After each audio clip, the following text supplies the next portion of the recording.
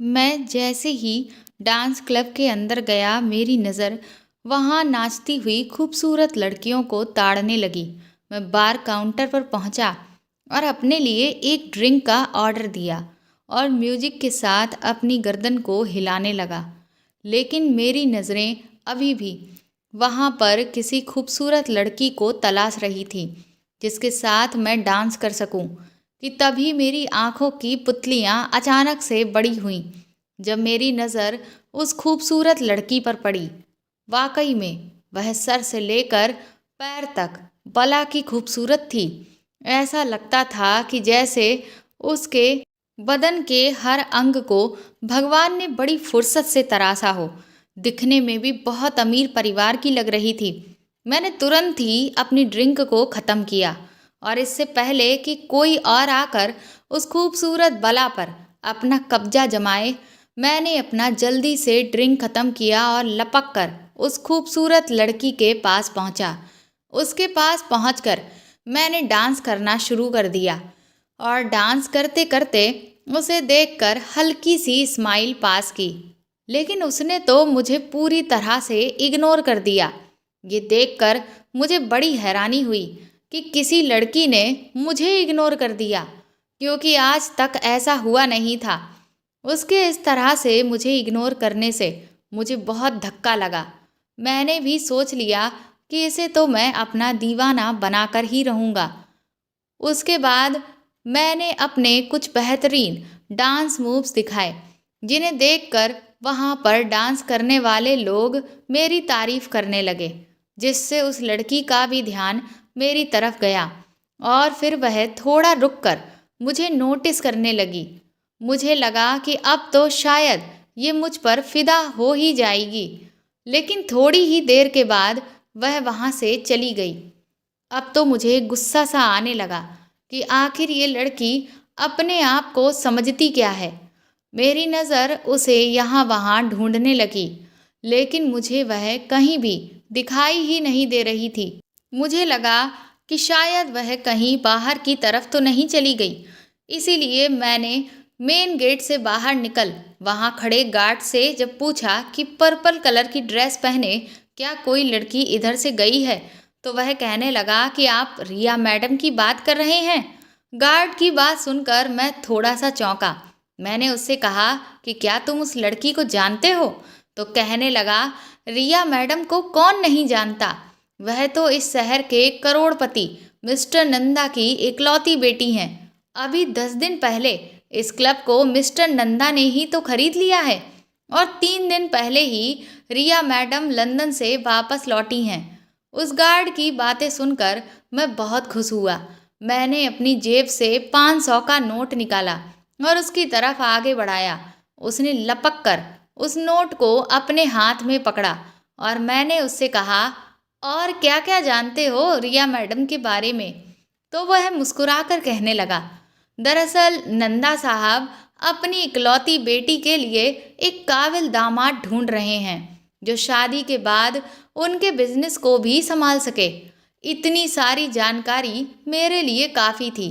थोड़ी देर के बाद जब मैं पार्किंग एरिया में पहुंचा तो वहां पर 2 लड़के रिया के साथ बदतमीजी कर रहे थे। मैंने तुरंत ही वहां पर हीरो की तरह एंट्री मारकर उन लड़कों को वहां से भगा दिया। अभी तक मैं रिया को जिस तरह से इम्प्रेस करने की कोशिश कर रहा था, उससे वह एक बार भी इम्प्रेस नहीं हुई।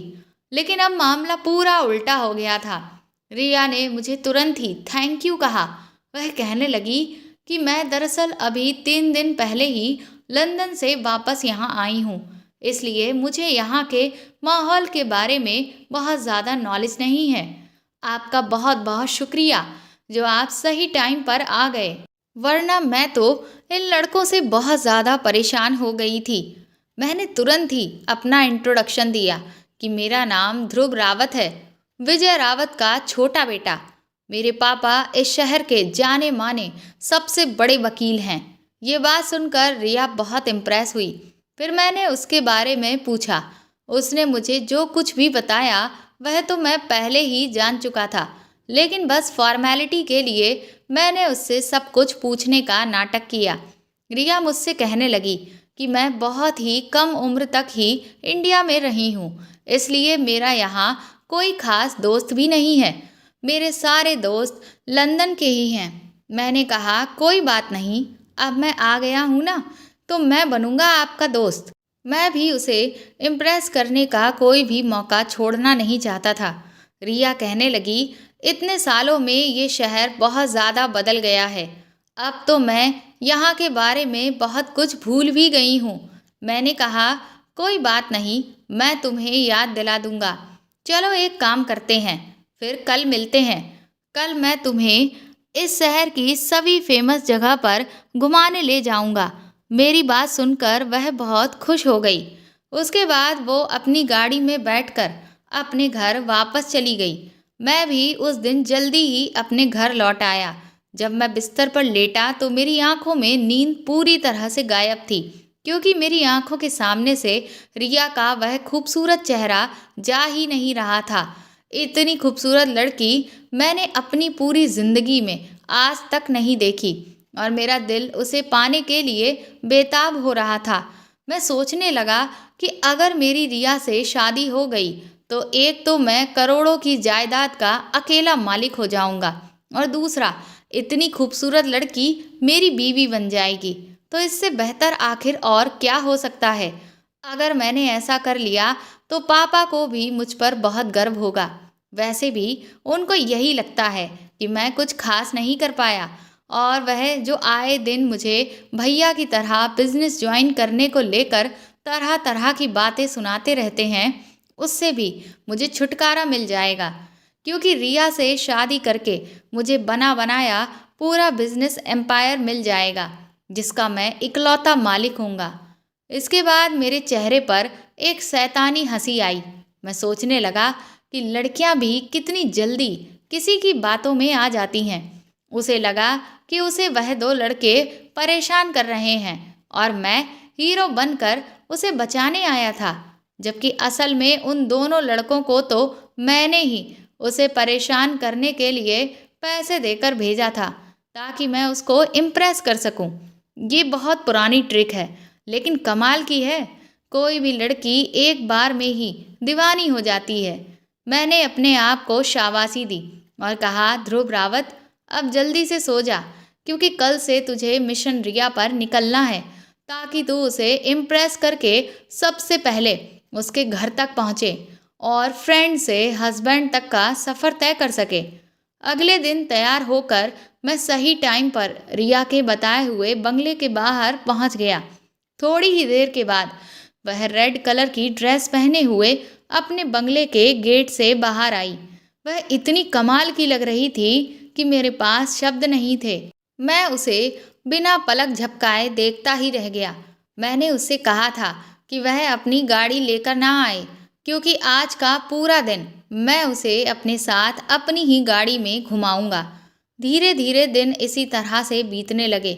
मेरी और रिया की मुलाकातें अब हर रोज़ की होने लगी और वह मुझसे धीरे धीरे इम्प्रेस होने लगी।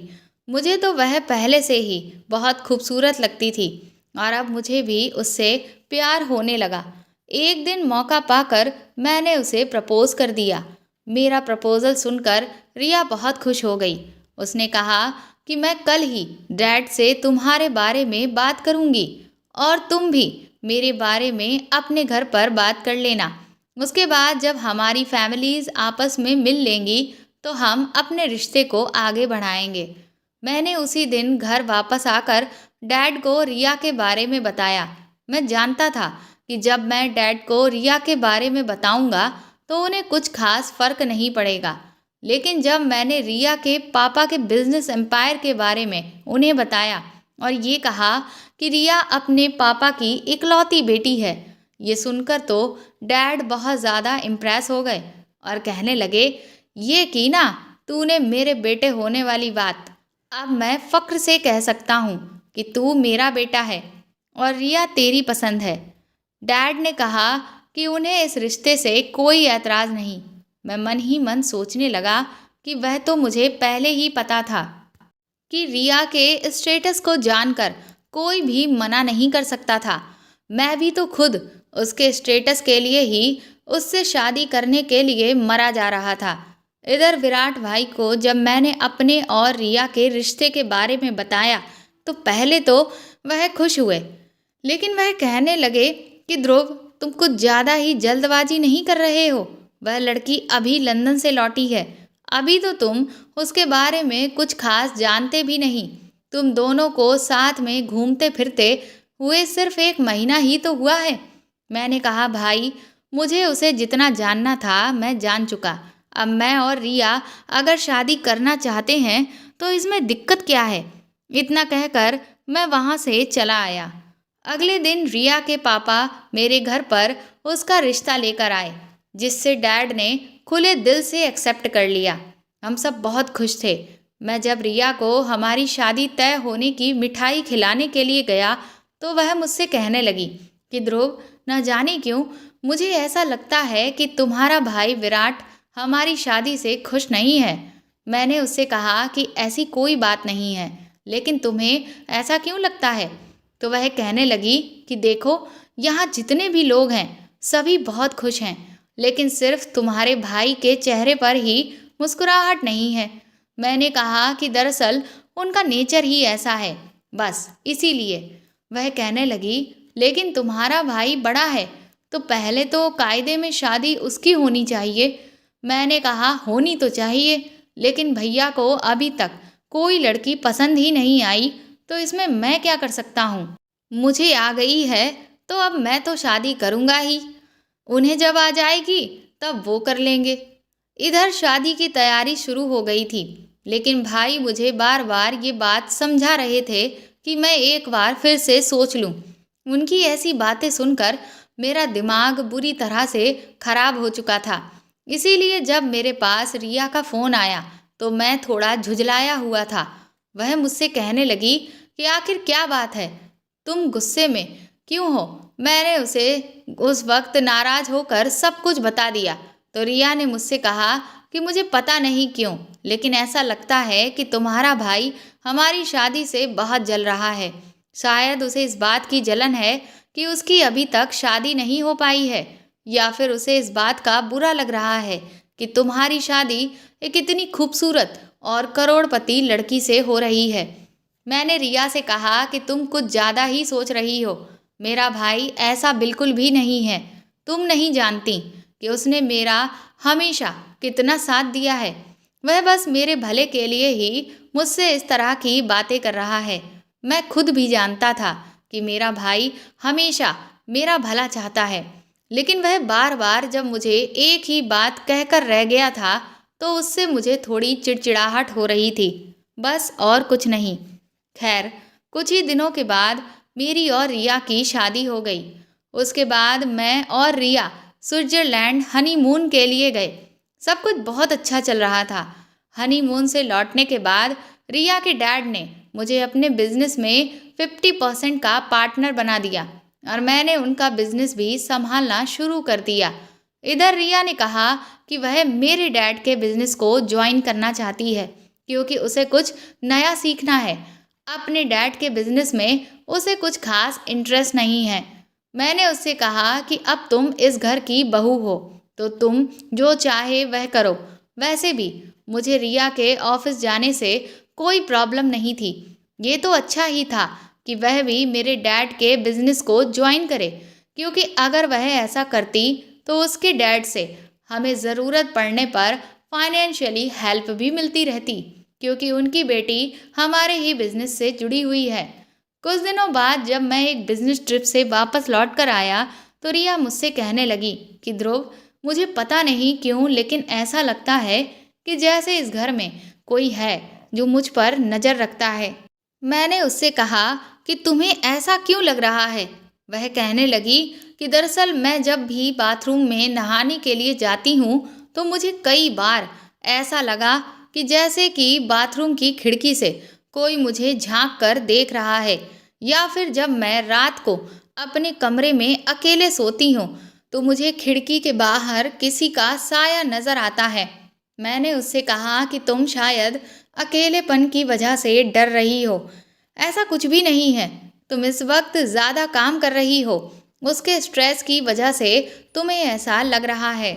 मैंने उस वक्त उसे तो समझा दिया था, लेकिन न जाने क्यों पर मुझे ऐसा लगा कि कहीं रिया का वहम सच तो नहीं। इसके 2 दिन बाद ही मुझे एक मीटिंग के लिए दूसरे शहर जाना पड़ा, लेकिन अचानक ही वह मीटिंग कैंसिल हो जाने के कारण मुझे आधे रास्ते से ही वापस लौटना पड़ा। लौटते लौटते मुझे काफ़ी रात हो गई थी। मुझे लगा कि घर पर सब सो गए होंगे, इसलिए मैंने किसी को भी फ़ोन करके अपने आने की खबर नहीं दी। जब मैं रात को घर में एंटर हुआ तो मुझे एक साया बालकनी की तरफ जाता हुआ दिखाई दिया। ये देखकर मैं बुरी तरह से घबरा गया कि कहीं ऐसा तो नहीं कि घर में कोई चोर घुस आया हो। मुझे गार्ड्स पर भी गुस्सा आने लगा कि ये इतने आलसी होते हैं कि अपना कोई काम ठीक से नहीं करते। मैं तुरंत ही बालकनी की तरफ दबे पांव जाने लगा तो वहां पहुंचकर मैंने सामने जिसे देखा, मेरे होश ही उड़ गए। वह साया किसी और का नहीं, मेरे बड़े भाई विराट का था। भैया मेरे कमरे की खिड़की से अंदर झांकने की कोशिश कर रहे थे। अब मुझे रिया की वो बात याद आई जब वह मुझसे कह रही थी कि उसे ऐसा लगता है कि शायद कोई उस पर हर वक्त नज़र रखता है। इसका मतलब मेरा शक बिल्कुल सही था कि रिया सच कह रही थी। ये उसका कोई वहम नहीं था। मुझे भाई पर उस वक्त बहुत तेज गुस्सा आया कि वह मेरी बीवी पर अपनी गंदी नज़र रख रहा है, लेकिन मैं उससे कुछ भी नहीं कह सका। मैं चुपचाप अपने कमरे में आकर लेट गया। रिया उस वक्त गहरी नींद में सो रही थी। इधर गुस्से के कारण मेरा सर फटा जा रहा था। मैं सोचने लगा, भाई तो पहले से ही मेरी शादी से खुश नहीं था। फिर मुझे लगा कि कहीं सच में ऐसा तो नहीं कि भाई को इस बात से जलन हो कि मेरी शादी इतनी अमीर और खूबसूरत लड़की से हो गई है। लेकिन अगर ऐसा नहीं है तो फिर वह मेरी बीवी पर इस तरह से नज़र क्यों रख रहा है। उस दिन से मैंने विराट भाई पर नज़र रखना शुरू कर दिया और मैंने ये नोटिस किया कि पहले तो वह रिया से बिल्कुल भी बात नहीं करते थे, लेकिन धीरे धीरे वह अब उससे खूब हंसी मजाक करने लगे थे। रिया भी उनसे खूब सारी बातें करती थी, लेकिन ये सब देखकर मुझे बिल्कुल भी अच्छा नहीं लग रहा था। एक दिन तो जब मैं रात को ऑफिस से लौट कर आया तो मैंने देखा कि रिया की आवाज़ विराट भाई के कमरे से आ रही थी। जब मैं अचानक से कमरे में पहुंचा तो देखा कि वह दोनों वहां बैठकर बातें कर रहे थे। रिया को उस वक्त भाई के कमरे में देख मुझे गुस्सा आ गया। मैं तुरंत ही उसे हाथ पकड़कर वहां से अपने कमरे में ले आया तो वह कहने लगी कि तुमने इस तरह का बिहेव क्यों किया। मैंने कहा कि तुम्हें इतनी रात को भाई के कमरे में जाने की ज़रूरत ही क्या थी। तो वह कहने लगी कि दरअसल भैया को ऑफिस के ज़रूरी काम को लेकर मुझसे डिस्कशन करना था, इसलिए उन्होंने ही मुझे अपने कमरे में बुलाया था। अब तुम ही बताओ कि अगर मैं नहीं जाती तो उन्हें बुरा नहीं लगता। उसका मासूम चेहरा देखकर मेरा गुस्सा थोड़ा शांत हो गया। मैं सोचने लगा, रिया तुम बहुत भोली हो। तुम नहीं जानती तुम पर नज़र रखने वाला कोई और नहीं बल्कि मेरा ही भाई है। लेकिन मैं तुम्हें ये बात नहीं बता सकता, वरना तुम पता नहीं क्या सोचोगी। मैंने रिया से इतना कहा कि वह सब ठीक है, लेकिन फिर भी इतनी रात में भाई के कमरे में आज के बाद मत जाना। रिया ने अपना सिर हिला दिया और फिर हम दोनों एक दूसरे में खो गए। रिया भाई के साथ ऑफिस में काम करती थी, जिसकी वजह से उसे उनसे काफ़ी सारी बातें करनी पड़ती थीं। मैंने अभी नोटिस किया था कि भाई अब रिया को लेकर कई बार शहर से बाहर की सभी बिजनेस मीटिंग्स में जाने लगे थे। मैंने उन्हें कई बार समझाया कि पहले भी तो आप सारी मीटिंग्स को अकेले ही हैंडल करते थे, तो रिया को अपने साथ ले जाने की क्या ज़रूरत। लेकिन उनका कहना था कि जब वो हमारे ही ऑफिस में काम करती है तो उसे भी तो ये सब हैंडल करना पड़ेगा। ये सुनकर मैं चुप हो जाता, लेकिन अब मुझे खुद पर ही गुस्सा आ रहा था कि मैंने आखिर रिया को अपने डैड का बिजनेस ज्वाइन करने के लिए कहा ही क्यों। इससे अच्छा तो यही होता कि वह या तो घर पर बैठती या फिर मेरे साथ अपने डैड नंदा का बिजनेस ही संभालती। इस बार जब रिया और भाई एक बिजनेस ट्रिप से वापस लौटते तो उड़ती उड़ती खबर मेरे डैड के ऑफिस में काम करने वाले कुछ लोगों के जरिए मुझे पता चली कि लास्ट टाइम जब ये लोग बिजनेस मीटिंग के लिए गए थे तो इन्होंने वहाँ पर मीटिंग के अलावा खूब सारा घूमा फिरा और बहुत मस्ती भी की और साथ ही ये होटल के एक ही रूम में भी रुके थे।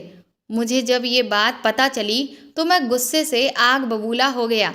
मैंने रिया को पूरी बात बताई और उससे पूछा कि क्या ये सच है, तो वह कहने लगी कि हाँ ध्रुव, ये बात सच है।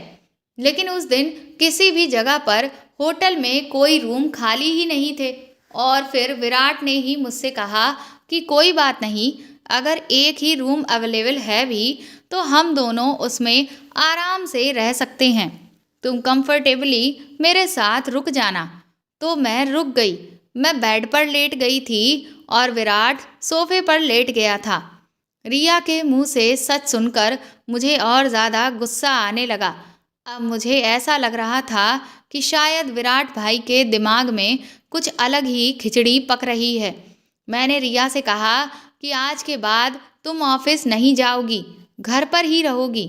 ये सुनकर रिया गुस्सा होने लगी कि मैं उसके साथ ऐसा क्यों कर रहा हूँ। तो मैंने कहा क्योंकि अगर तुम ऑफिस जाओगी तो विराट भाई तुम्हारे आसपास ही रहेंगे।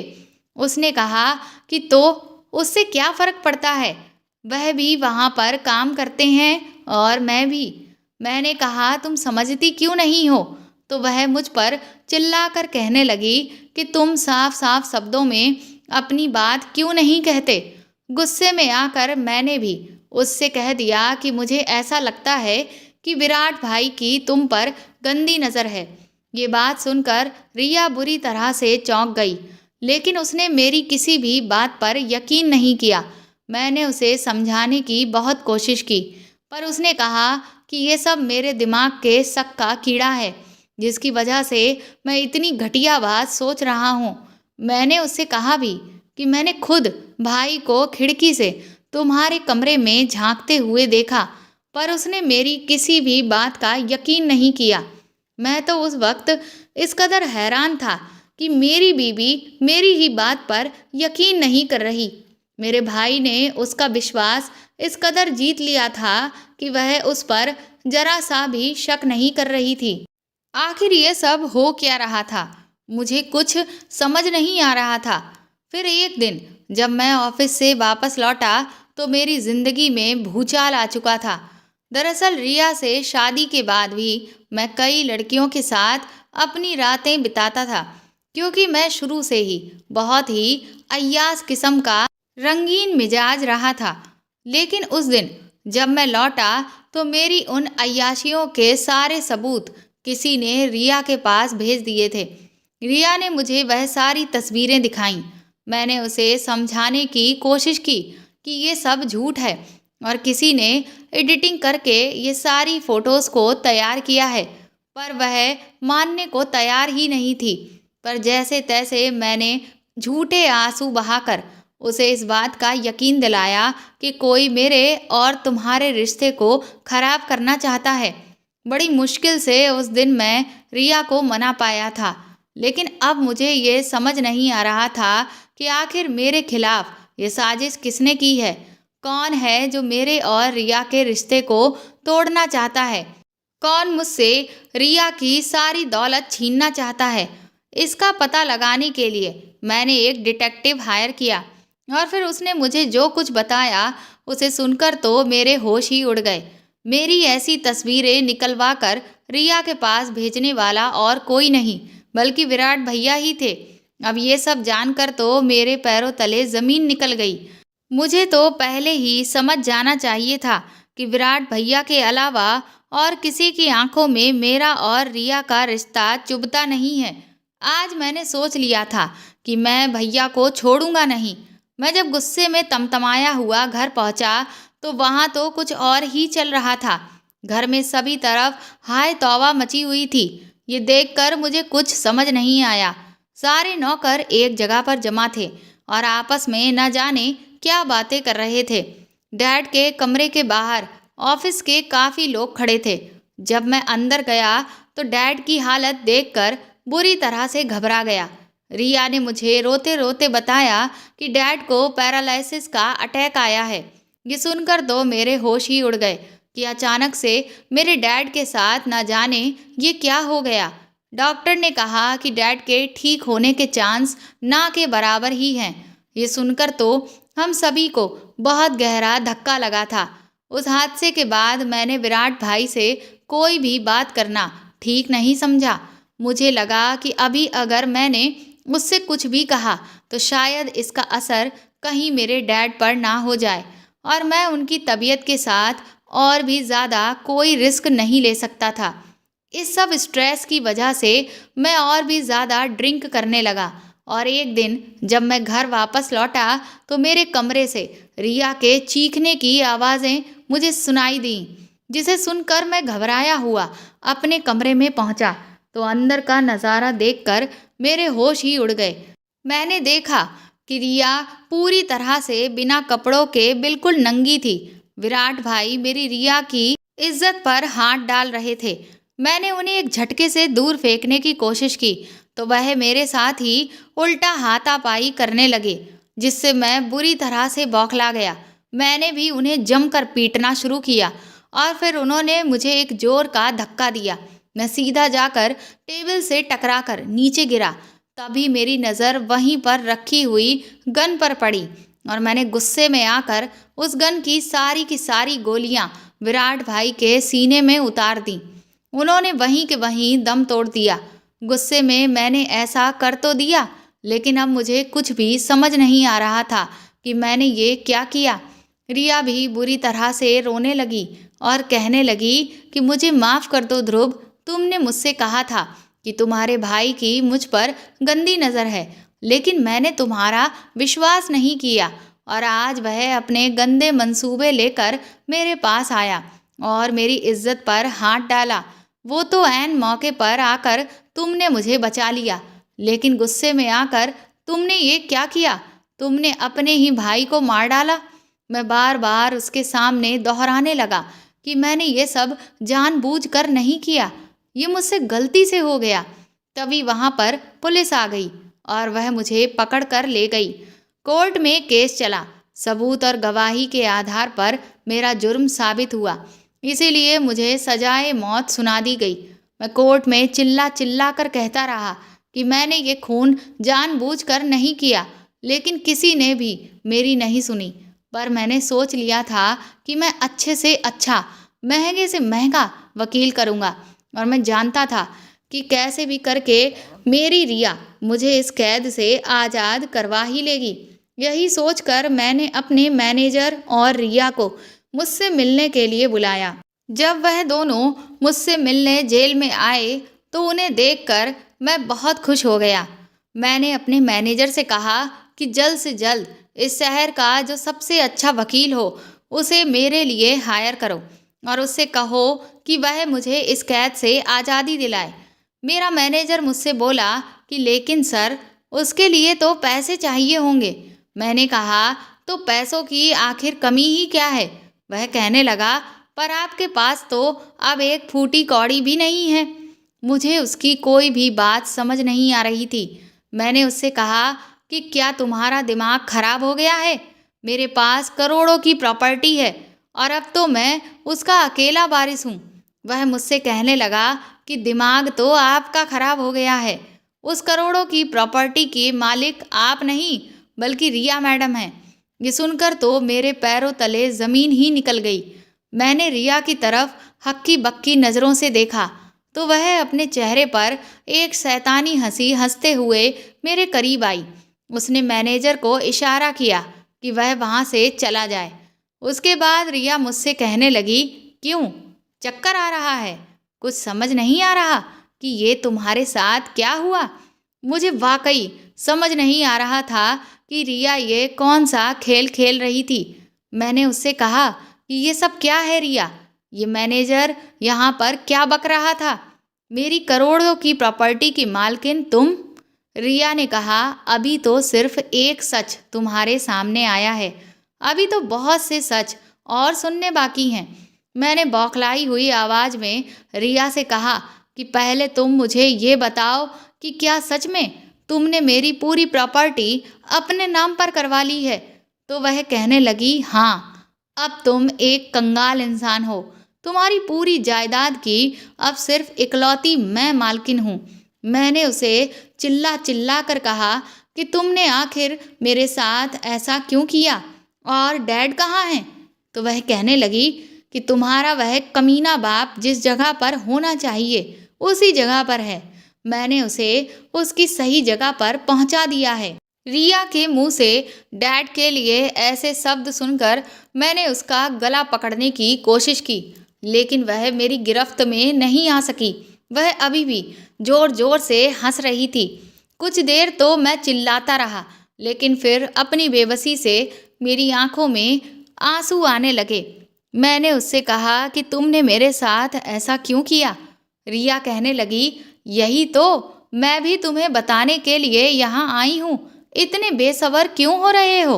उसके बाद उसने कहा कि तुम्हें याद है, आज से 2 साल पहले जब तुम नशे में धुत होकर एक नाइट क्लब से बाहर निकले, तो जिस लड़की पर पहले से ही तुम्हारी गंदी नज़र थी, वह तुम्हें उसकी गाड़ी में जाती हुई दिखाई दी।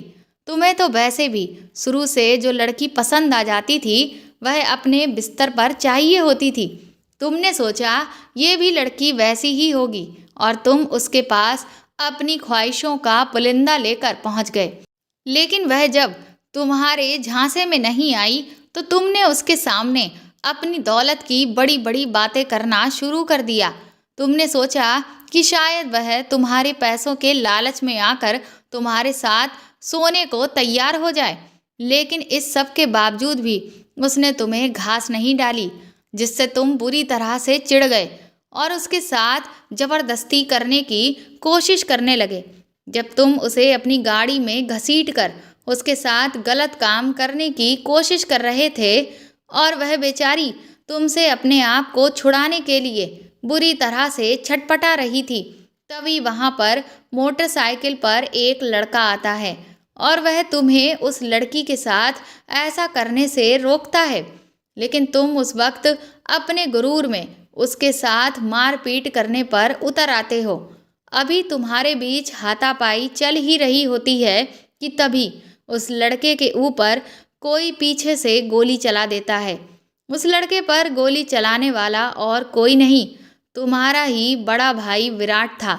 ये देखकर तुम बहुत खुश होते हो कि तुम्हारे बड़े भाई ने तुमसे भिड़ने वाले इंसान को जान से मार दिया। वह लड़की बेचारी बुरी तरह से डरी हुई थी और खुद को बचाने वाले लड़के को बचाने की कोशिश करने लगती है, तो तुम उसके भी सर पर ऐसी चोट देते हो कि वह वहीं बेहोश होकर गिर जाती है।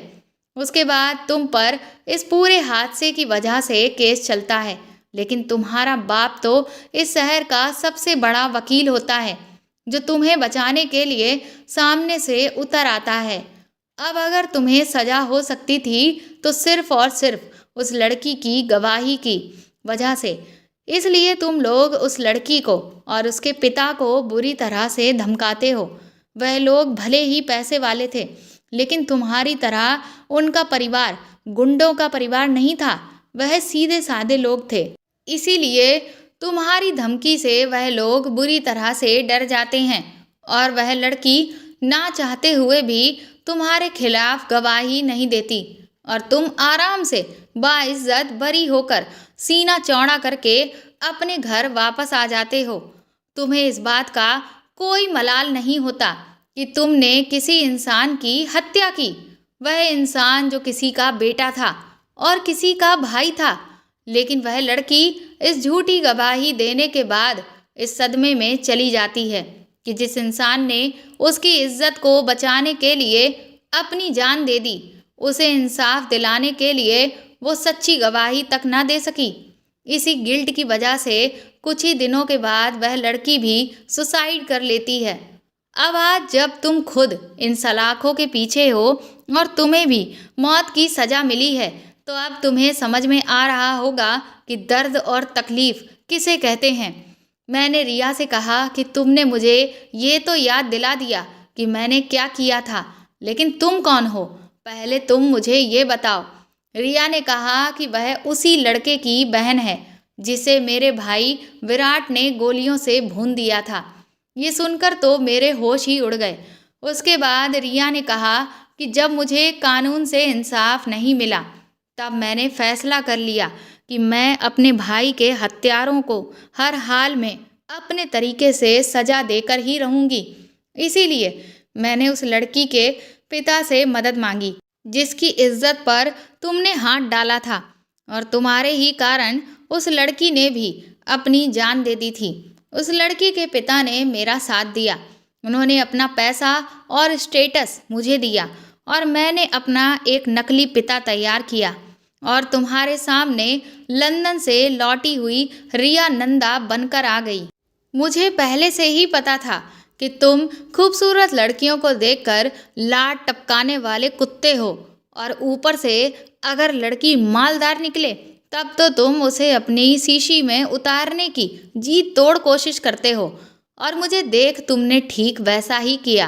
तुम्हें क्या लगता है कि उस दिन तुमने वह चाल चली थी कि उन लड़कों को मेरे पास भेजकर तुम उनसे मुझे परेशान करवा रहे थे, और फिर तुमने मुझे उनसे बचाकर खुद को हीरो बना लिया। अरे बहुत बड़े बेवकूफ़ थे तुम। दरअसल तुम मुझे नहीं फंसा रहे थे, बल्कि मैं तुम्हें फंसा रही थी।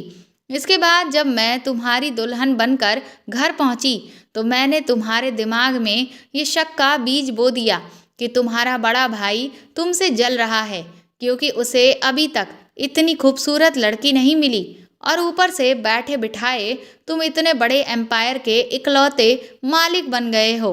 और इसीलिए वह भी अब इस तलाश में है कि उसे भी क्यों ना ऐसी ही लड़की मिल जाए, या फिर वह मुझे ही पाले।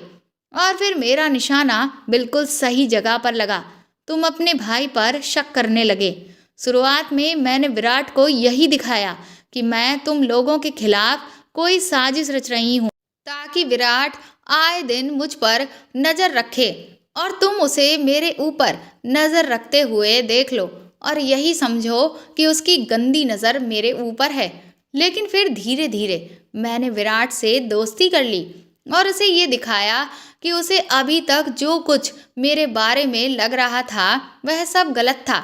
मैंने जानबूझकर इसीलिए तुम्हारा बिजनेस ज्वाइन किया, ताकि मैं विराट के और करीब जा सकूं।